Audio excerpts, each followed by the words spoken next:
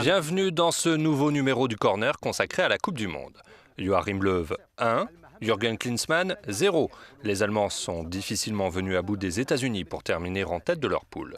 Mais la performance du jour a été signée à Curitiba, où l'Algérie s'est qualifiée pour les huitièmes de finale pour la première fois de son histoire et pour sa 4e participation à un mondial. L'Allemagne termine donc à la première place du groupe G grâce à sa victoire 1-0 face aux États-Unis. Le seul buteur de la partie se nomme Thomas Müller, qui en est maintenant à 4 réalisations depuis le début de la compétition, soit autant que Neymar et Messi.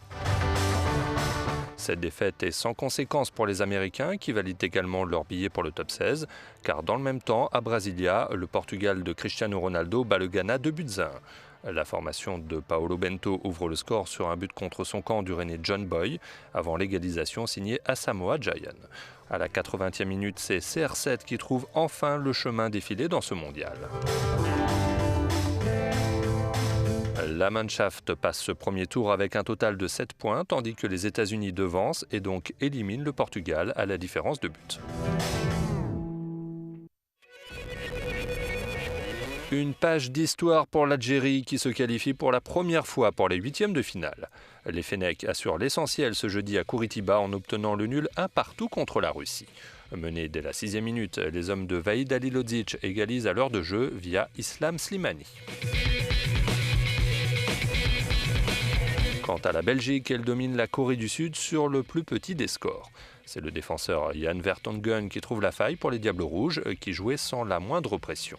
Du coup, Marc Wilmots avait préservé plusieurs de ses cadres, en plaçant en compagnie Vermeulen, De Bruyne, Hazard et Lukaku sur le banc des remplaçants. 3 matchs de poule et 3 victoires pour les Belges qui joueront leur 8e face aux Américains, tandis que les Algériens seront opposés aux Allemands.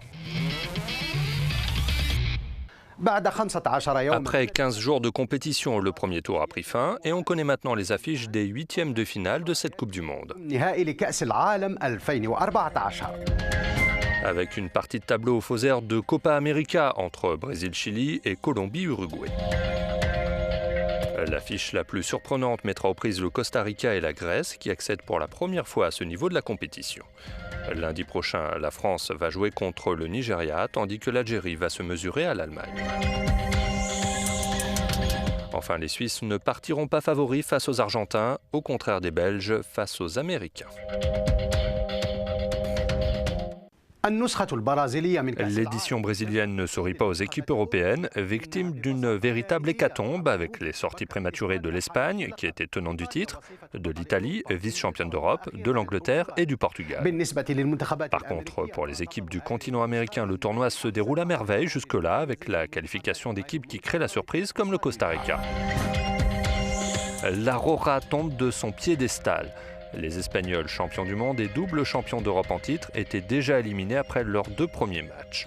Le genre de camouflet qu'avait subi la France en 2002 ou l'Italie en 2010. La Squadra Azzurra quitte donc le mondial dès le premier tour pour la 2e fois consécutive. Andrea Pirlo et ses coéquipiers avaient pourtant commencé par battre les Anglais, qui ne se sont jamais relevés de cette entrée en matière calamiteuse. D'autres équipes européennes ont su tirer leur épingle du jeu, France, Suisse, Belgique ou bien encore la Grèce qui avait gagné l'Euro il y a 10 ans.